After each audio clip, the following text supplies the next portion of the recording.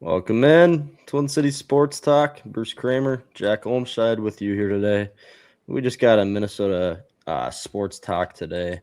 Not a big topic. It's going to be a shorter episode, but we're just going to cover a lot of the stuff going on recently. I hope everyone had a very Merry Christmas yesterday. Jack, we were talking, but yours was good, right? Yeah, it's good. I mean, let's be real. We all ate way more food than we thought we were going to. Exactly. So that's typical, though. Yeah. But no, Perfect. it was good. Got to Awesome. get together with the fam, just Yeah. hang out. It's a good time. Yeah, I mean, it was even a better time watching the Vikings win, as much as Yeah, maybe some of us didn't want them to for I didn't reasons, want them but to win. I don't think either of us wanted them to win, but it mm, was an entertaining game. I mean, it was fun to yeah, watch. The defense just, good God, yeah, they that had was 9-12 yeah, for exactly. Detroit. Yep. Yeah, it was. Yeah, I mean, how many people do you think would say coming into this year, rookie quarterback? Okay, let me put this in this term. In August, I come up to you and say, Yep. the Lions get swept by the Vikings this year. What do you think the chances of that are after they sweep us last year? Basically, I would have probably laughed at you. yeah, oh yeah, I totally would have. I know you would have, knowing you. Insane? Oh God, yeah, I would have totally laughed. Yeah, I would have laughed in your face. anyone would have going into this year. Yeah, yeah. I mean, But it's a definitely a fun question because I mean this definitely very unlikely that it was going to happen. A lot. It's kind of just a like brainwashed thing here. It's just I don't know. oh It's yeah, crazy. it's just one of those things that's like, why? Like, why did that happen? I know. Like, It's there shouldn't. I don't know. You feel bad for Detroit fans, but at the end of the day, well, we got to win a Super Bowl before them. That's the goal here. And you know what? I forgot to yep. turn on my light. There we go. Perfect. All right. But yeah, either way, like very what's the word? Fever dream. That's what it Oh feels like yeah, right there. absolutely. Yeah. Everything wasn't sunshine and rainbows yesterday. The Wolves played a fantastic game against the Nuggets, not defensively, I'll say that, but it was a really good game. Nuggets ended up winning last night 142-138, high scoring overtime shootout. Nikola Jokic, I don't know if you saw his stat line, Jack. I didn't see his final stat line, but I saw what he did to us in overtime. Absolutely insane. Yeah, in overtime, he scored So that 18 was points. cool. That's an NBA history record.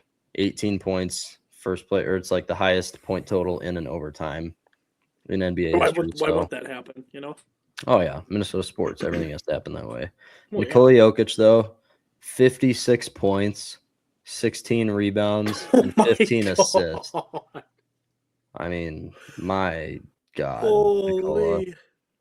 This guy is easily like the MVP. Like year in, year Oh out. We don't God, care yeah. about no Shea Gilgeous-Alexander and OKC. Like Jokic is incredible. Moves the ball around and he does everything that a team needs. And 56 points last night. I mean, That's that's unreal. insane. Yeah. I mean, Ant had a good game too. He put up 44. He had that clutch shot at the end of the fourth quarter to send it into overtime, the buzzer beater there. I'd also say I really like how Rudy Gobert's playing recently. He didn't have the points per se last night, but he's active on the boards right now. He had 6 blocks last night, which led the game. It was a great game by him, but honestly, Randall having 32, but beyond that, they didn't get much help. Nas Reed was off the whole night. Bones Highland had an okay night, but not much help other than Randall, really. But Randall struggled from the 3-point line too. Only made 2 of 8, I think. But Yeah, it was rough. yeah, so it was a really fun game to watch. I didn't get to watch the whole thing, but either way, let's get to our predictions from yesterday. We had Trevor on Christmas Eve, and we all made predictions about everything. Whoops. And I'm gonna say I had another good night. I did well. So I said the Vikings would win. I got laughed at. I got thrown Oh under yeah, the bus. you did. I said the Which Vikings would rightfully so. win. Oh yeah, for sure. I get why, but I said the Vikings would win 23-20. So there's the win right there. I did say Brosmer would have 2 touchdowns and then 1 or less picks.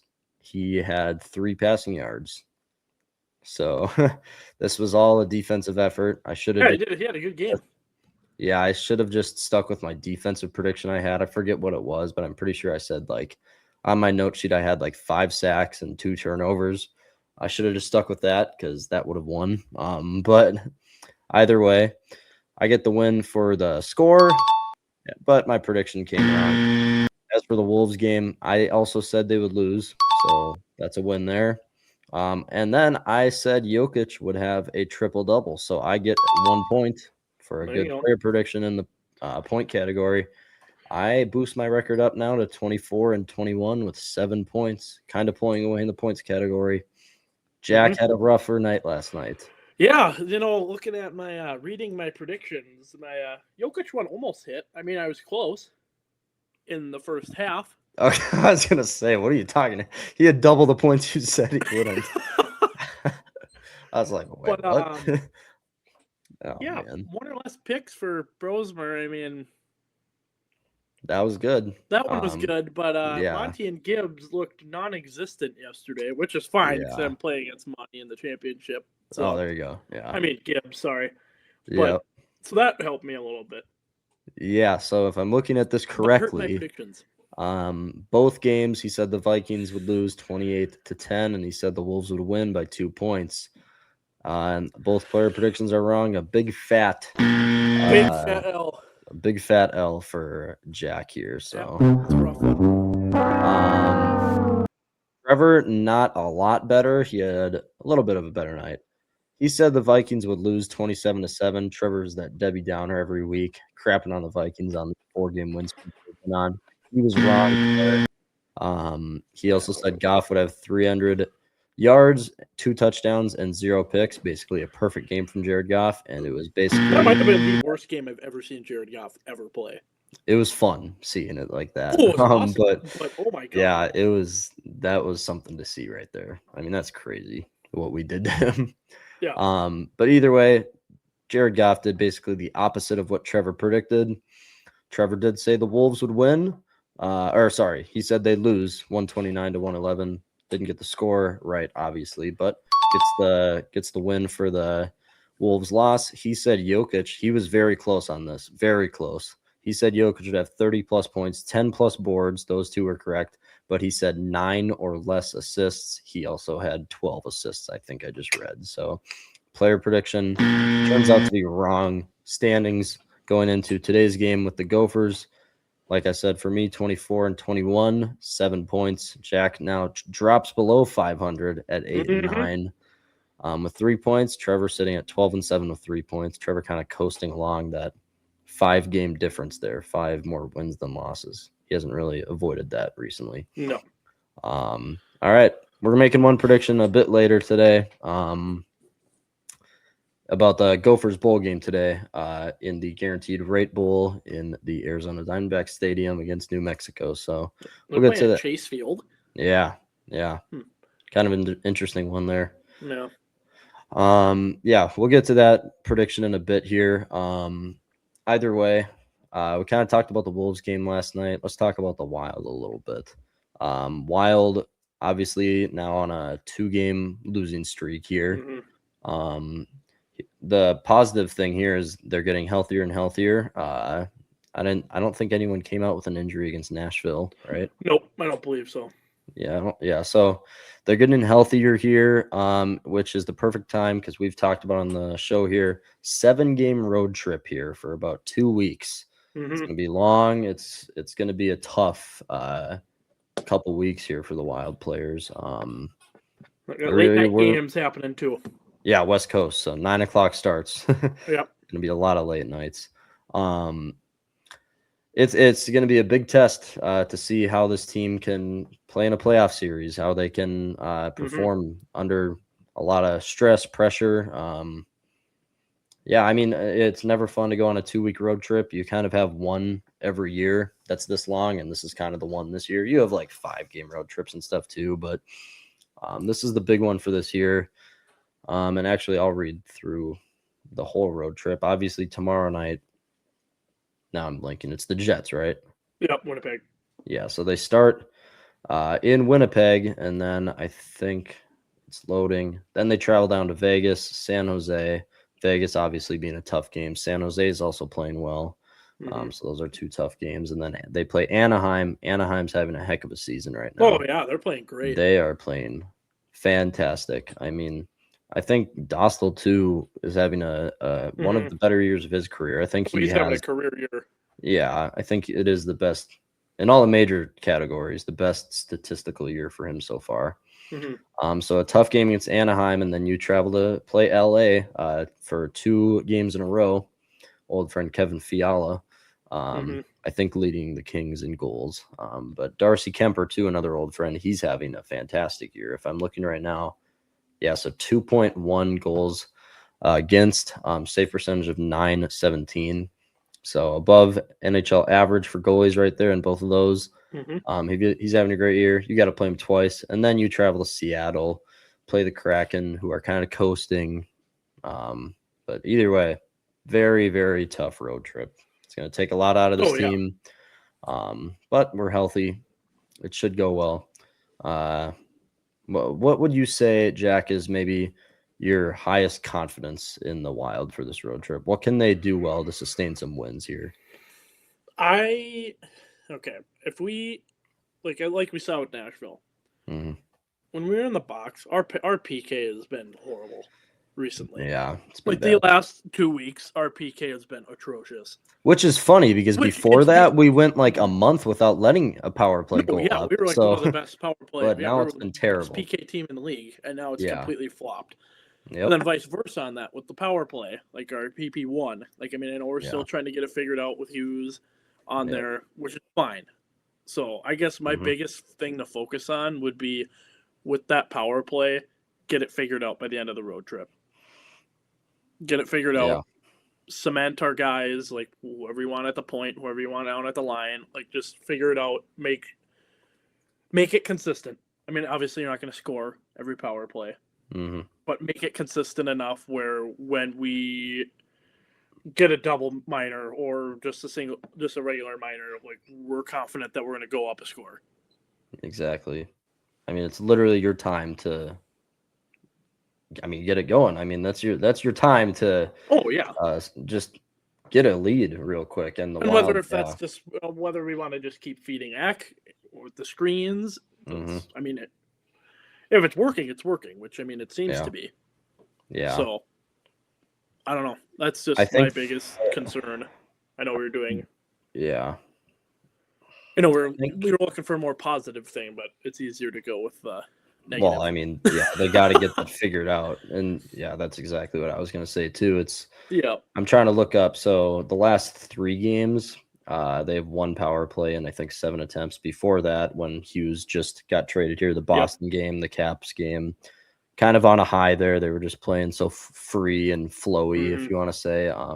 So I think in those games they had like 3 or 4 power play goals, but those were blowout games, winning 6-2 and 5-0. Even the Columbus game, winning 5-2 there. But now that Hughes has been on the team for 2 weeks now, which is kind of crazy that already happened 2 weeks ago. It feels like 3 days ago still. He's been on the team for 2 weeks, and now you're starting to get to the point like it's not new anymore. You are kind of used to it a little bit. And now you're really starting to see, like in the weeds, how this is going to go. Now it's been 3 games, Edmonton, Colorado, Nashville, where the power play has looked really bad. They're trying to make the hero play, the extra pass to make even bigger opening.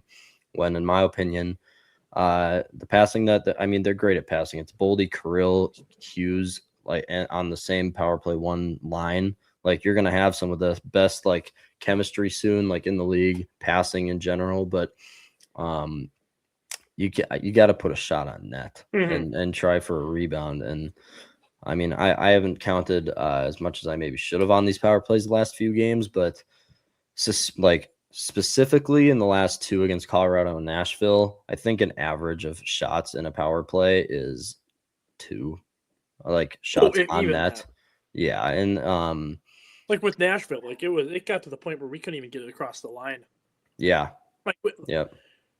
Well, I know I kind of mentioned this on when was it, Wednesday, when we were talking about the Nashville game. I don't want to point out Krill or anything, but like he he needs to take these shots. He shouldn't be looking for Yep. this alternative opening where he can pass it back to Boldy or pass it out to Quinn. Like, he needs to just take the shot. Like, that's what he's good at. You throw him on the point and he just rips them.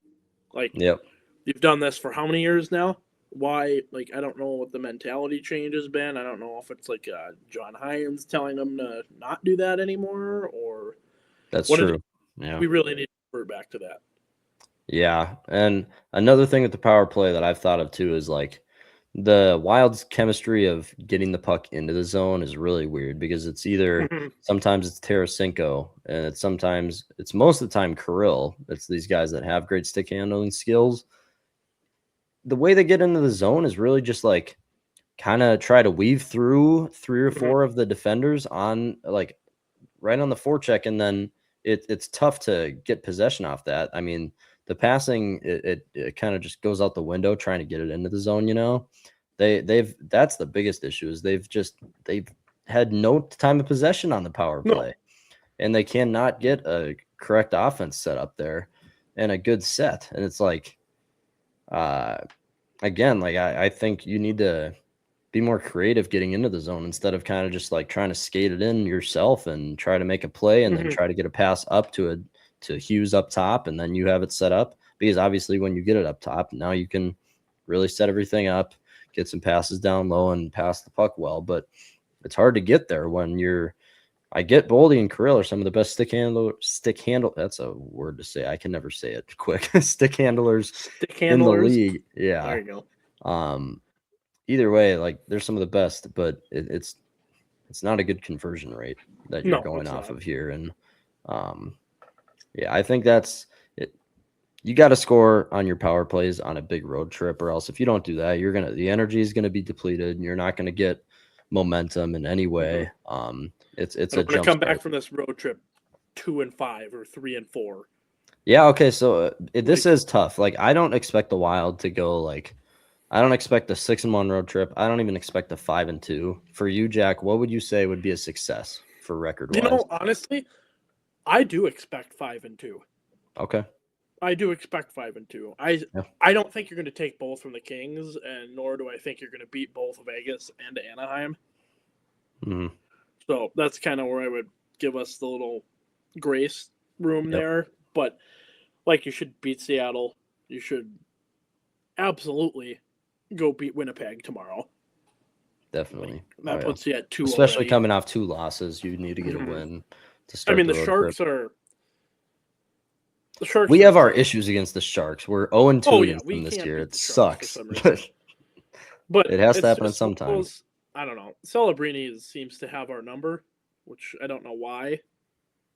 Since he's a damn child, but I mean, he's a damn good child. But yeah, he's good. Yeah. But if we can just shut him down, shouldn't have a problem with that. Which, I mean, we do have Quinn Hughes now. So that should be a difference maker there. You would think. I don't know. I think one of these days, before or after tomorrow, we should just go over like all 6 games and like what we expect to happen. Yeah. Okay. For sure. I expect 5-2. At least. Expect 5-2. What would be a fail in your eyes? Like, would 3-4 be like a wasted opportunity? Oh my god! Or... If you go sub 500, okay, that was just a disaster. So 4-3 is the baseline. 4-3 is whatever. Like, I mean, look at me complaining about 4-3. Well, yeah. Like we're gonna. But if you're gonna be a cup contender, this is the stuff you worry about. Yeah, going 4-3 on a 7-game road trip. For how much talk and how much oomph. Like, this team's special. Yeah. This is a fun team to watch. Yeah. I mean, now if we revert back to last year, like, 4-3, hell yeah, we'll sign up for that any day. That'd be fantastic. Especially with all the injuries last year. Oh god, last year was bad, but yeah. Which now with, like, I don't know, like I said, how special this team is. Like, why we shouldn't be wasting this year and a half. Yeah, exactly. Like, this year and next year, we should be contenders the entire year. Yep. I mean, look last year, we were cup contender. We were best team in the league for 2 months. Yeah. Oh, yeah. For the start of the year. I mean, I remember before seeing Cripple that died. graphic that, Yeah. on the NHL Instagram where they rank the teams every week or whatever. We were Yeah, one for power a few. rankings. We were So, one yeah, for it's a like, few. yeah. I mean, But that's gotta get back up there. But and another thing I would like to see on this road trip. By the end of this road trip, I want a second line center. okay, so what you want is the Wild to make a trade Yeah, within this road trip. 100%. Okay. When Okay. is the trade deadline? Like, I think it's February 8th. okay, so never mind. We got A time. little bit of time for sure. Yeah, But I but don't that's know. the Like, thing. don't February 8th, waste if time. you Like, go get exactly. Sherwood. Go get Coleman. Exactly. Go like, why waste time on this? If you're gonna make a trade, if you know you want to, get it done Do it. early, get as much runway with your with him or whoever you get with the team as much as you can. Because I mean it's still 2 months left in the season if you get him in Oh February, yeah, but get as much time as you can. yeah. So Give this guy more time to adjust. Give him, especially like if we do somehow get Sid, like he's gonna yeah, need a little bit to adjust. I feel like. 100%. Yeah. And yet, this is a great segue, real quick. We do have another listener GM question that this actually goes perfect with what we're talking about right Okay, now. let's let her Um, rip. so Ethan Michaels on Instagram, he's asking, are the Wild ready to take the next step in the playoffs? If not, what do they have to do? I'll let you answer first, Jack. I would say yes. I know it's been tricky the last half Very. decade, or I should say, 25 years, but Mhm. I think okay. With this year, I'd chalk it up. If we don't make it past the first round of the playoffs, I would That consider it is a a bust. colossal failure. Yes. Yeah, And that would granted, suck. first round of the playoffs, we're gonna have to play Dallas or Colorado, So assuming we dumb. don't I go on a mean, tear. gosh. I know. It's Yeah. such a joke. Me and my Yep. dad were talking about this last night. It's just absurd. Yep. But like, I mean, I understand Dallas has a better record, but if you threw us up against Dallas for a 7-game series, 9 out of 10 we should win. 8 out of 10. Yes. Well, either way, your point stands the same. I don't know if I'd go 8 or Yeah. 9 out of 10, but I think every single time, if you did 10 7-game series, I think everyone goes to 7 games. I think it's a toss up. Like, Yeah. both teams are Yeah, built, that's fair. but like, I do think the Wild have I the feel upper like we hand, have though. I feel like we have more depth. And If we're especially if all we healthy, if we're completely healthy, we're toast. 100% more depth. And Oh yes, yeah. I completely agree with that. Yeah. I mean, we've said this many times, but like the Wild have the third best record in the NHL. They are 3 Mhm. points above Detroit, who's winning the Atlantic, Carolina, who's winning the Metropolitan, and like I think they're 6 points above Vegas, who's obviously in the Pacific. Yeah. And they're still like the two teams. It just sucks because Dallas and the Avs obviously have to be in the Central with us, but Hmm. it sucks that we're all so good this year. But I think we can win against either one of those teams. But I mean, the Avs are a step up. They showed it a week ago or whatever. Yeah. Um, They put belt to ass against us. Like yeah, I don't know. that was an ugly game. That was ugly. Yeah, but going back to Ethan's question, I think yes, we are ready to make that next step. I think this year will be kind of a test year. I don't expect us to win the cup this year by We any definitely means. could. I We don't expect could. it either. Yeah. I don't think it'll happen, but Yeah. now with the experience taken from this year, I think we can build on it and we will be phenomenal next year. Yeah. Well, That's here's the kind of thing my I thought keep process. harping on too is you're out of this Parisian Suter contract stuff. Uh-huh. Like that was a year ago. This next offseason, go make a splash in free agency too. Yeah. Go get a big name because you still have Hughes for 4 million or whatever it is Something next like year. that. Either way, the second best defenseman in the game, you have him for super cheap. And then okay, I'll come back to that. But for me answering it, I think they are, yes, ready to make the next step in the sense of winning the first round of the playoff series. As for winning the cup this year, like kind of Jack noted, I don't think they're ready to win unless, like we've talked about in the past week, they go get a second line center or a second or third line, add depth at the center position, because a bunch of these games, Nashville, you got the face-off whole proportion was completely in Nashville's favor. Oh, yeah. They won 63% of the face-offs. I think 12 more than the Wild won. Those are huge. To whatever it was. And that goes back to the power play and not being able to get stuff set up when you can't win a face-off in your own zone and stuff. So I think the Wild are ready to make the step in the sense of the first round. Beyond that, they have to get, if you're asking like, what do they have to do? They got to go trade for a center, which we've harped about. There's many episodes where you guys could look back and see some targets that we've actually named and stuff. Yeah, if you haven't watched that episode, go back and watch it. We went very in depth about who and why we should get them. Yeah, it was a good one. But either way, that's what they would have to do to maybe contend this year. Yeah. Now, what was I saying before that? No clue. I completely forget. Either way, that was a great listener GM question. Keep these rolling, people. These are good. Yeah, love answering. I like your inputs. Yes, yeah, it's fun answering them. Fun to get feedback and everything. Yeah. All right. Either way, I think we're good for the Wild. We'll get to them more tomorrow. Obviously, them playing tomorrow with predictions. But let's talk about our football team. Oh man! All right. The Minnesota Vikings now tied with the Lions, well, actually with the tiebreaker above them in the division.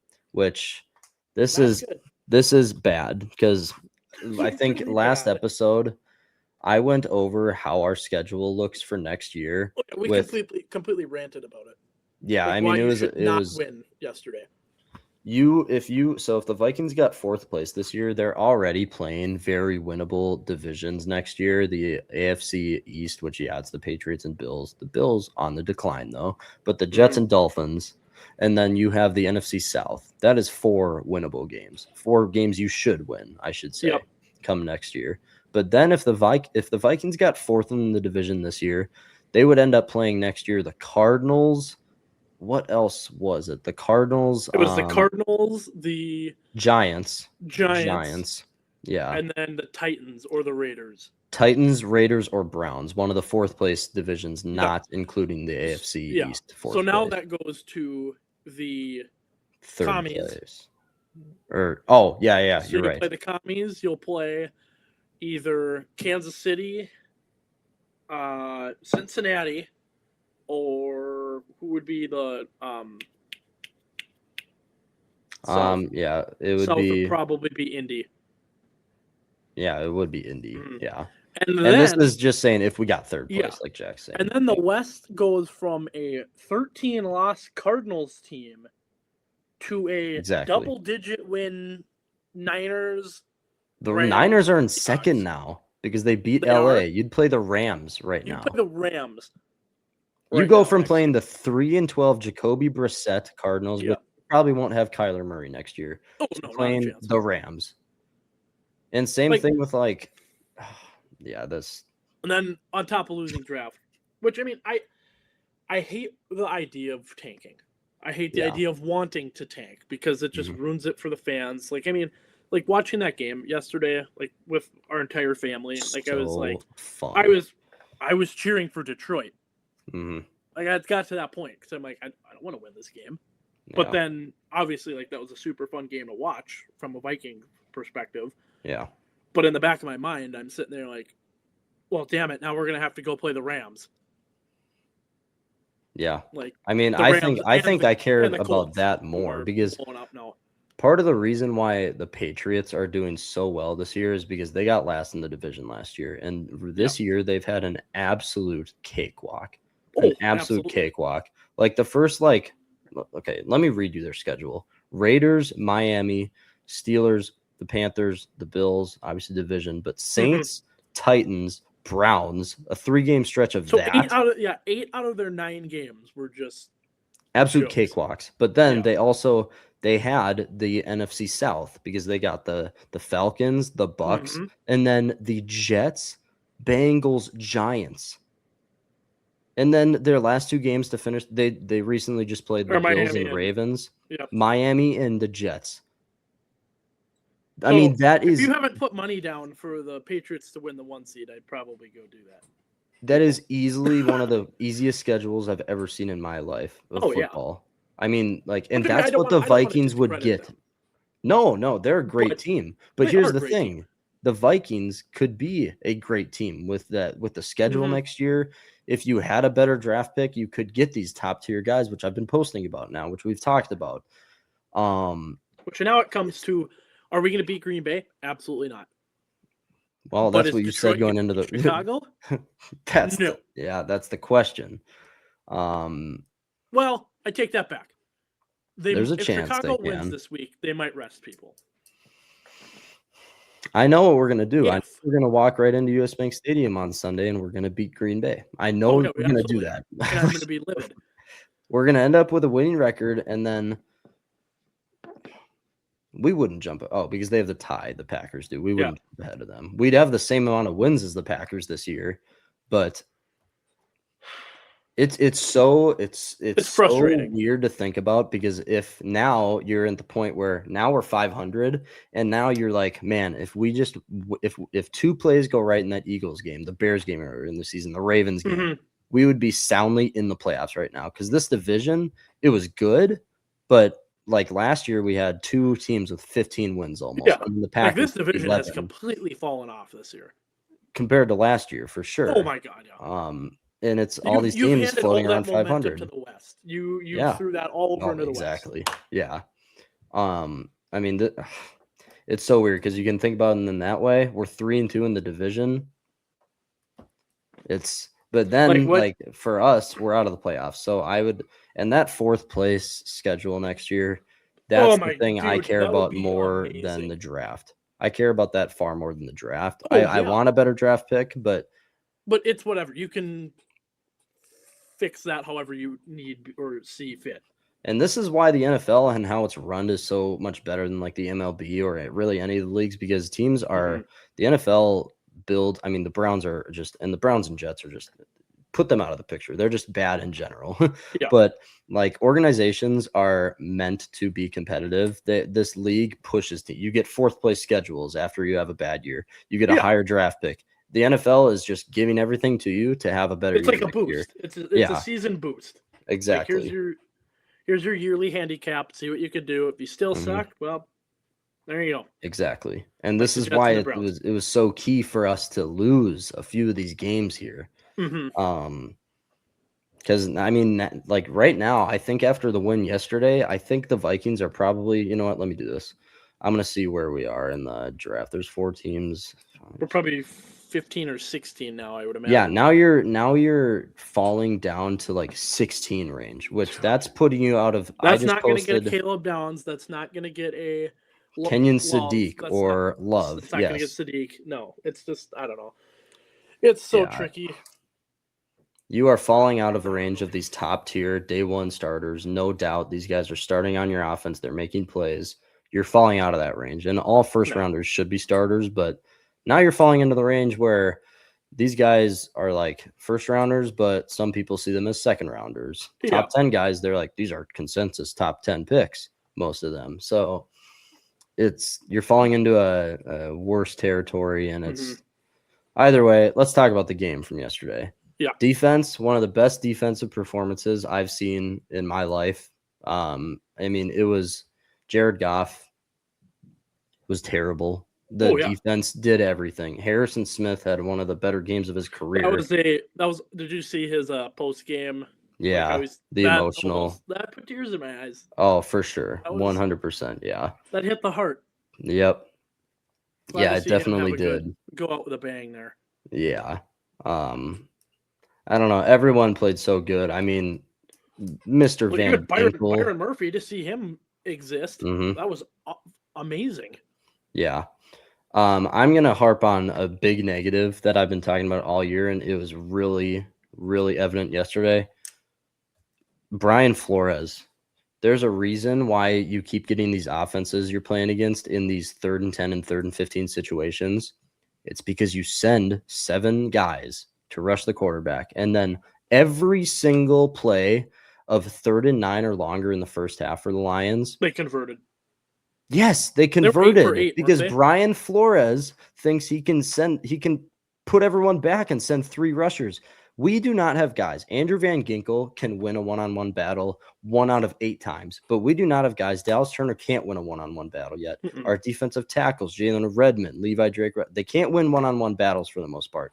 If you leave these guys on islands on 3rd and 15, pro quarterbacks like Jared Goff are going to kill you, and that's what he did all game yesterday. But the amount of Amon-Ra, like little screen passes or not, I shouldn't say screen passes, but post routes that they had him run. Yeah, just crossers all over the middle of the field. I don't know. It worked every time. But Flores, send the army. Like this is what you put these teams in these situations. Keep doing it to them. It's all year. The Vikings this year have been the worst defense in the league with 3rd and 12 or longer, literally the worst on yards given up, first downs converted, all of it. Absolutely atrocious. I was banging my head on my fist, even though I wanted us to lose yesterday. It was just, you get them in these, like the Lions had that touchdown drive where that was a 19-play drive. 3 times on that drive, they had 3rd and 9 or longer. Couldn't do anything about it. Didn't do anything about it. You don't send rushers. We have guys that can't win battles one-on-one so far. Grenard's out, and Grenard's your best one-on-one winner. Like when you have to leave them on an island. Yeah. That part of the defense has been atrocious. Other than that, I mean, the defense, what was it? So 5 turnovers, 3 fumbles, 2 picks, right? Mm-hmm. How many sacks did we have? 7, 6? I think we had 7. No, I think we had 7. We had 7. And here's the thing: the Lions also had 5, but we'll talk about Brosman. But I mean, that's expected. Our line and all that. Either way. So total rush yards, we held the Lions to 68. Only 160 passing yards. I mean, time of possession was pretty even, but that's because the Vikings offense really couldn't do anything yesterday. Either way, there's nothing else to talk about the defense. It's just complete domination. It's as simple as that. Like if it doesn't show anything, like when you turn the ball over 5 times and you're down a single score. Yeah. It's embarrassing. I mean, for it Lions kind of speaks fans, for itself there, but yeah. I don't know. I mean, it's embarrassing for us too. I will say one of the most genius play calls by Kevin O'Connell to get Jordan Addison on that jet sweep. I love that. Especially late in the game when you've been running it up the gut all game and Brosmer stepping back. But that was genius at that point. 20. Exactly. But yeah, that was perfect by KO there. Let's talk about Brosmer for a second though. I mean, he had 51 total passing yards. Real quick, Justin Jefferson, I think he's 50 yards away from his 1,000-yard season after 54. After 30 receiving yards yesterday on 4 receptions. She did pass Randy Moss for most receiving yards through her first 6 years. So, round of applause for that. Good job, Justin. Your top rusher was Addison with the 1 run, but that's we don't care about that. Another thought: why aren't we using Xavier Scott yesterday? Like, I don't. Yeah, I was wondering that because because you see Jones go down, he's holding his leg. I thought, okay, so we shouldn't be playing Jones the rest of the game because I mean it doesn't matter. The Ty and then you see him back out there right in the beginning of the second half. I'm like, what are we doing? Which I think Chandler's fine. Yeah, like he's been good, but I don't know. I feel like we talked about on Wednesday. We need to get these young guys reps. Now that things don't matter. Did we do that yesterday? Absolutely not. Not really. No. Nope. Yeah. So, I don't know. That was just another thing I kind of was noticing. Yeah. That I was just kind of a little bit upset about. Like, why are we... I don't know, I guess it comes back to why are we actively trying to do everything we can to win. But I think that just kind of came down to Jared Goff being just total ass yesterday. Yeah, this organization can't do anything right. We can put it that way. Yeah, we can't even lose right. Yeah, exactly. Oh well. Brosmer though, I really only have one thing This guy's just, you got to get him calm in the pocket. He senses very jumpy. Yeah, his feet move very quick. Very happy feet is what they were calling it on the broadcast. I mean, he senses a little bit of pressure and he's already trying to scramble. He won't really step in. I mean, respect for JJ McCarthy. He'll take hits. He'll deliver the throw. And Trevor and I were talking. We watched the game, obviously at Christmas yesterday. Yeah. What do you think the score is if JJ McCarthy plays? Because JJ, he is 5-4 as a starter, and people are still throwing him under the bus. Like, well, no, yeah, I mean, you can't take that away from him. But we said the score would have been 34-10. Nah, I don't. Well, okay, yeah, I forget that we did score 23 already. Yeah, yeah, that's fair. With how the defense set you up so many times, just to kick field goals or settle for field goals half the time because you can't get a first down. Yeah, exactly. I don't know. Yeah, that's fair. I like that. I keep forgetting we won 23-10. Like it feels like we won like 13-10. But exactly. That was the halftime score. Yeah. Yeah, I don't know, but like JJ, I mean, he's improved in a lot of areas, and I hope we get to see him one more time against Green Bay. Either way, like yesterday, Matt Brosmer had a bunch of clean pockets, but then he has the times where he's getting pressured from the backside a little bit. Step up in the pocket and make a throw. You have a lot of room to step up, but he gets the quick feet, happy feet, and then he steps up and tries running right away. Do you think he's scared to get hit? Maybe. I mean, maybe Kevin Sane. If I was in the league and I'm seeing all these injuries every single week, I'd be horrified. Exactly. Or maybe Kevin's saying, like, we cannot afford. I don't want John Wolford in there, our backup quarterback. Like, please do not take a hit. Yeah, I don't like. There's many different things it could be, but I don't think JJ would do that because then you're kind of. Well, he also just told. That's true. He did the opposite with Carson Wentz. He's like, "Go take every hit. I don't. We don't care about die you." For all I care. Poor guy. Yeah, I don't know. Brosmer got to work on the happy feet. But yeah, I genuinely think if JJ was playing yesterday, he steps up in the pocket and makes some of those throws and actually throws the ball downfield. Maybe throws a pick, but either way, would have thrown the ball. Hey, all right. You can't throw a pick if you don't throw the ball. So there you go. But you can throw 3 pass yards in the second half. Yeah, either way, Vikings defense dominates. Vikings win. They sweep the Lions this year, 23-10. We'll talk more about the Packers game to finish out the year. I can't believe it's already over. This went real quick. Insane. It always does, but yeah, easily the fastest season. Nothing goes as fast as the NFL season. Just sucks. Either way, nothing. We could talk about the Twins, but there's no Twins news coming out right now. They haven't signed anyone. Twins staying pretty stagnant right now. We'll come up with some kind of episode to talk about. Maybe a tier list of our 26-man roster or something like that soon. But Twin stuff, I like that. Yeah, nothing today. Either way, we have one game today. The Gophers, like I said, in Arizona to play New Mexico in the Guaranteed Rate Bowl.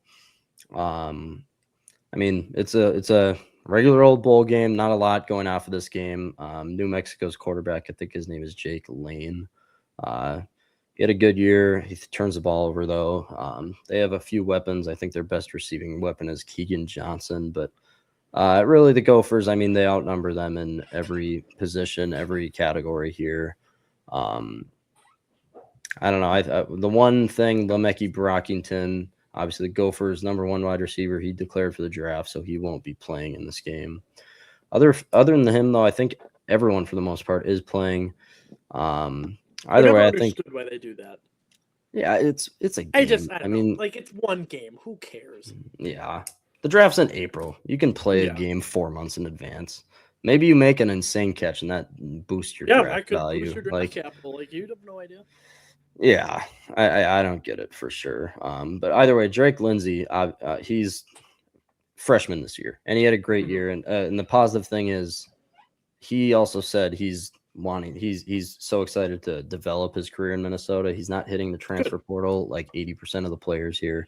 Well, No, exactly. But either way, the Gophers have had a few bigger names, Fame Ija Boy, and a few others transfer out, but that's common in this day and age. So either way, go develop somewhere else.